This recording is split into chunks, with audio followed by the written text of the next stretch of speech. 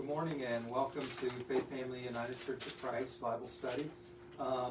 Today we're starting a new series. We're going to look at the Gospel according to Luke.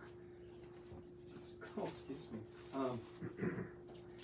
We're going to do a little bit in-depth. We just came out of the series where we just kind of brushed through the whole Bible, just hitting the highlights. So today we're going to open up the book of Luke and we're going to go more in depth and try to understand what it's trying to tell us. Do we have a page number? Yeah, that's what I was trying 887. 887, thank you. That's 887 in your pew Bibles. So we're going to do something a little bit different, though. Instead of this just being a Bible study, this is going to be the background for us to write a commentary, a lay commentary, the common people's commentary on the book of Luke. Now, after we do the book of Luke, we're going to go right into Acts, and we'll do the same thing with Acts. Now, let me see. Okay, so this is a way to have your voice and your thoughts out there. Your point of view, and your understanding of the text. And so I gave you out a handout, and that's going to be 10 lessons. And roughly, you're going to read maybe a couple chapters each week. And I ask you to try to read those during the week. And I broke it down so you can read one story or one part each time, and then come ready, ask questions. What did you get out of it, and all that kind of stuff. And that's going to be important. The discussion is going to be important because that's what we're going to use to write the commentary. So the questions, your point of views, and how this you're going to apply this to your life. That's another one. So just things to keep in mind. And as we go through, this is a 10-week study, 10 lessons. And when we get done, hopefully we can compile all the information, and we'll put out a commentary, a common people's commentary of the book of Luke. Or I should say, the Faith Family commentary. Okay, so, and how it applies to your life, yes. Okay, so if you got your handout there in front of you, as you can see, lesson 1 today is an introduction. I wanted to introduce to you the idea of the commentary, the idea that please be ready and have this read before we come in, and those kind of things. Today we're just going to go through 4 verses. So I planned it that way with the introduction. Just quickly look at 4 verses. The second lesson will be over the infancy narrative. That's the birth of Jesus, and you can see broken down into 3 parts there, and so you have 3 different stories that you can read for preparation. Lesson 3 will be Jesus's preparation for his public ministry. That's his baptism, his temptation in the desert, and then Luke gives a genealogy of going back through Jesus's ancestors. Lesson 4 is Jesus's ministry in Galilee. When he starts his ministry in Galilee, he does a tour, he goes around, and then he chooses his disciples. The Sermon on the Plain, that's interesting, because we often think of Matthew's, it's the Sermon on the Mount, but here it's on there are other people on a plane, so not like an airplane, like the planes, the flatlands. Okay, yeah, he got them all inside a plane, and he had a captive audience. That could be our interpretation. So that's lesson 4. Lesson 5 is the continuation of his ministry in Galilee. Several different stories there. Lesson 6 is Jesus withdraws. He kind of goes away a little bit into to reflect and teach his disciples. And then in lesson 7, his ministry in Judea, that's right outside of Jerusalem area. So it's kind of like he's on his way to Jerusalem at that time. Lesson 8 is Jesus' ministry in Perea, which is, once again, he's heading towards Jerusalem. It's just outside of Jerusalem. Lesson 9 will be Jesus' ministry continued. And then the last lesson is the passion and the resurrection and his teachings after post-resurrection, before and ending, of course, with his ascension, is going back to heaven. So that'll be our 10 lessons. I broke them down for you, like I said, so you can maybe do like one of those readings a day or something like that, so you be prepared. Take notes when you read it down too, so you have something to come and contribute. So it's okay if we take these Bibles home Yeah, you with can us take and these just Bibles. bring them back Yep, every week yep, with that's us? fine. That's fine. That's Those good. are remember this is your church, Yeah. and those are your Bibles because Okay. it's your church. Okay. So that's a breakdown of what we're looking at. And today, like I say, it's a short lesson. We're going to look at what they call the prologue or the introduction. Now, this is a common thing when people, especially like historians, when they write things down, they give a reason why they write it down, and that's what we have here. It gives a reason why he's doing this. I mean, you know, and it starts out. It says, "Many others have undertaken," or since many have undertaken to set down an orderly account of the events that were fulfilled. So he's going to talk about the events that were fulfilled with Jesus. So it's kind of like a historic book. And he says, people have done this before, but I want to do it because I've studied it, and this is what I've come up with. So,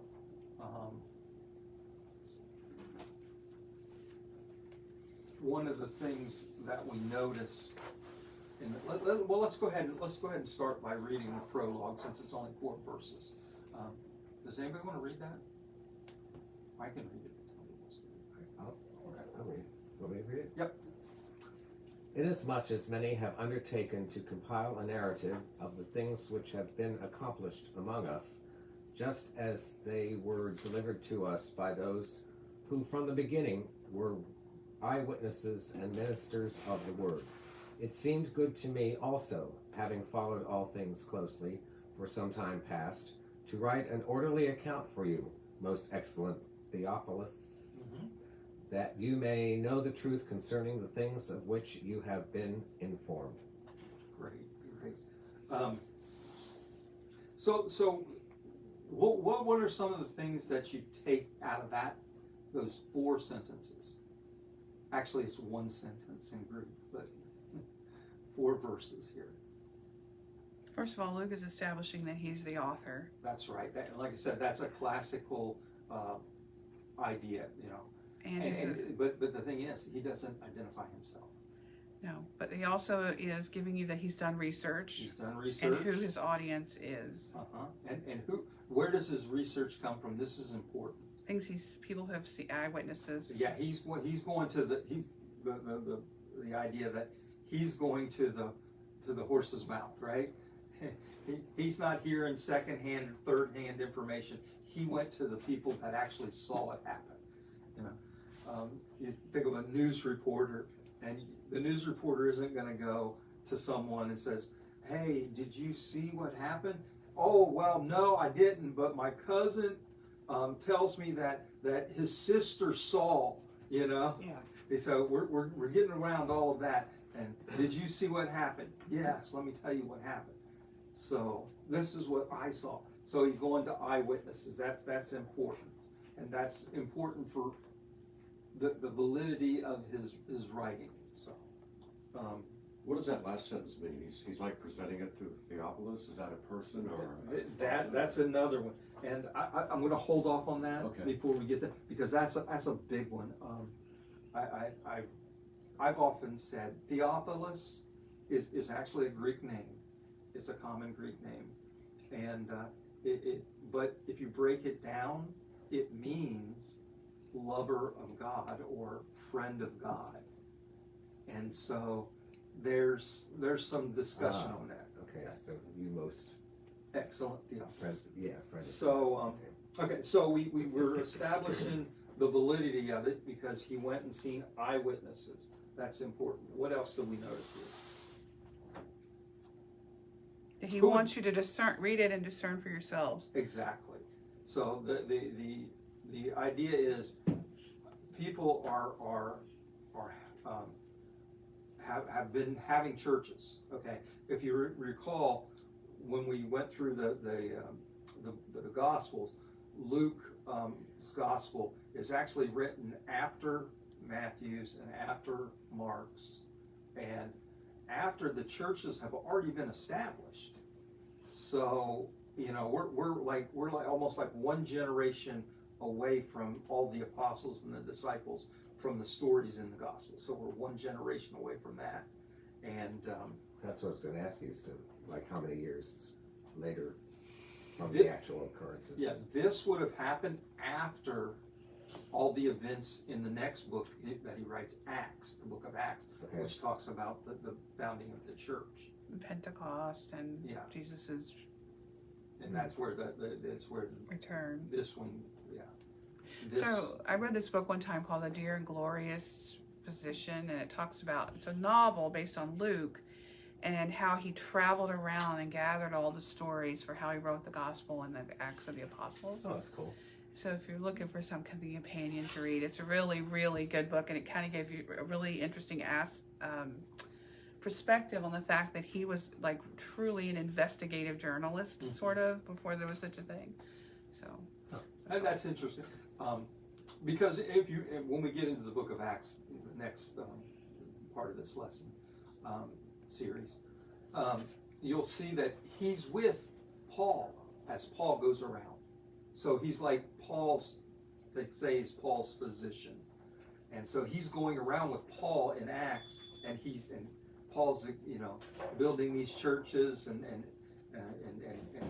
encouraging all these different churches, and there's Luke with him doing all this, and so he's writing it down, almost like his journal. And when he comes across people, like at one point he actually sits down with Mark, who wrote the Gospel of Mark.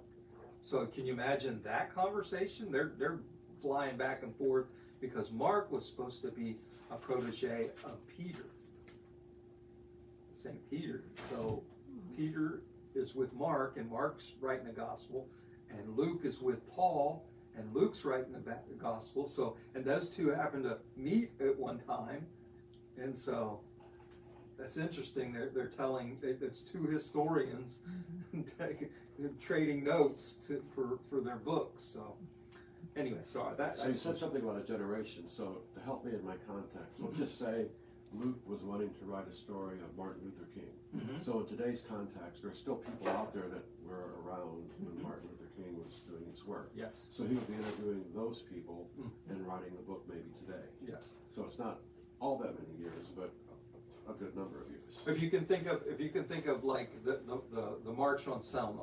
Yeah. Okay. So we'll say Luke went and found some of those people that were part of that march, Sure. and he interviewed them. Got it. That's what he's saying. Got it. So he interviewed the people that were there. Maybe 20 The, to 30 years. Yes. well, the Catholic Church, I don't know if it's true or not, actually believes that Luke interviewed Mary, that he actually met with Mary and talked about the mother of Jesus and got her side, About the birth and everything. and the witness, yeah. Yeah. So it wasn't Which too is in the many years 60s or ago. 70s, Yeah. Yeah, got it. Thank you.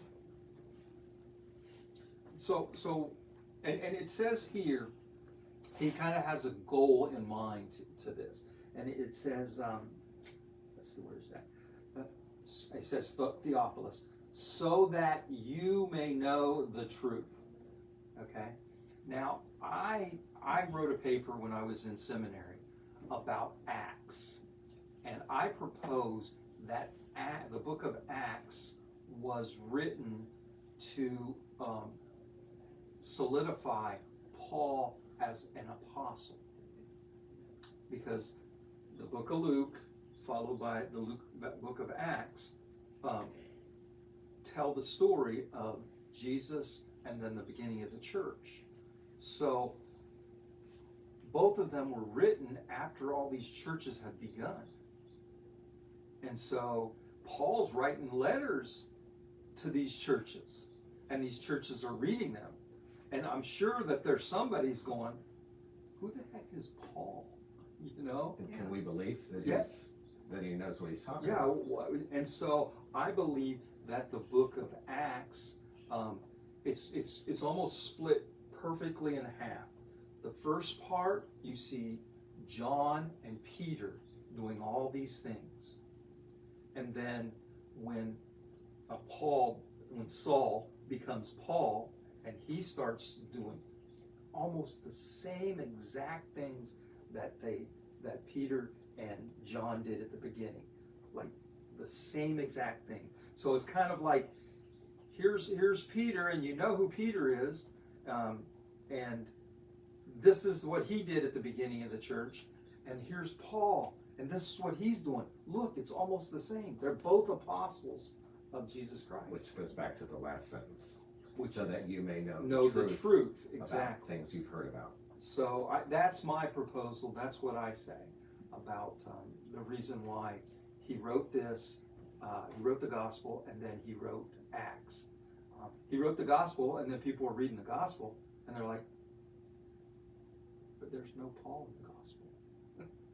Because Paul comes in after the gospel. And at first, his name used to be, and you'll see this in Acts, Right. his name used to be Saul, Right. and he was persecuting the church. He was going around and handing these people over to be stoned and killed. As a matter of fact, he was there. He says, I held the cloaks as they stoned Stephen to death. So Paul's had a sketchy start, but then he goes on to be this great apostle and spread all these churches, built all these churches throughout the Mediterranean area. So, so that you may know the truth. So, see, Paul is actually an apostle, and that's what I think the book of Acts is about. Here, he writes this to get a background. Who are we preaching? Well, we're preaching about Jesus Christ and the good news. What's the good news? Now, there's an interesting thing. The idea of good news is a direct, it's got some color, I think it's a direct slam on Caesar. Because that was actually an inscription for one of his temples. Because you know that during this time, the emperor was worshipped as a god. Okay, and on one of those temples that he had, where you go and you were told to worship Caesar, on one of his inscriptions it said, "The good news concerning Caesar." And so this is the good news. And so that phrase is almost a direct slam. And the other thing is, one of the things you called Caesar was, what do we call Jesus? Our Lord. Caesar was called Lord first. And so it's like, no, Caesar isn't Lord. Caesar isn't a god. Jesus. So you can see that. But like we said here, the good news, or the truth. And so he's talking about, here's this person that Paul's been preaching to you. And this is the story. This is the complete story. Now, let's get back to Theophilus. What do you think about Theophilus? Scholars want to say that this was his patron. This was the guy funding him to write this book down. This man, Theophilus. And the reason why they say that is because he says, most excellent Theophilus. And that's usually an honorific term when you call someone most excellent. In other words, I'm lifting you up. And you put the patron's name in there because, hey, he pays the bills. And so you want to make sure that people know that this was funded by him. And so that's the argument for that one. When I read this after I learned a little bit of Greek, and I learned this, his name is Theophilus, I was like, wait a minute. Theo is God.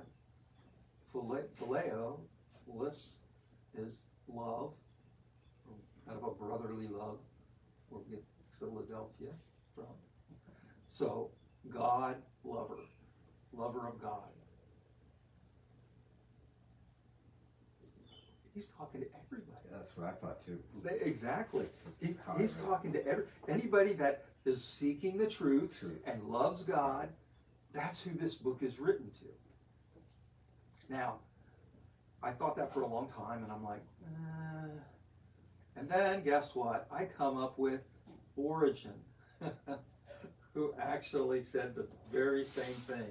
The reference may indicate that he was Luke's patron, but there is no evidence that Theophilus was a Roman official, most excellent, or that the name identifies every reader who is a friend of God or a lover of God.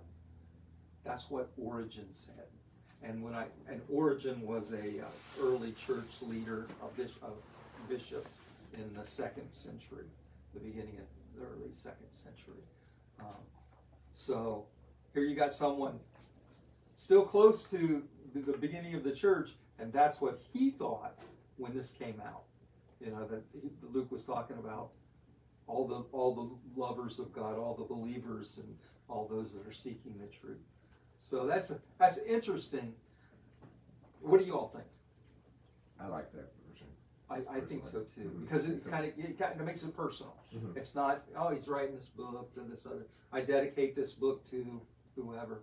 No, this is dedicated to everyone that's a lover of God.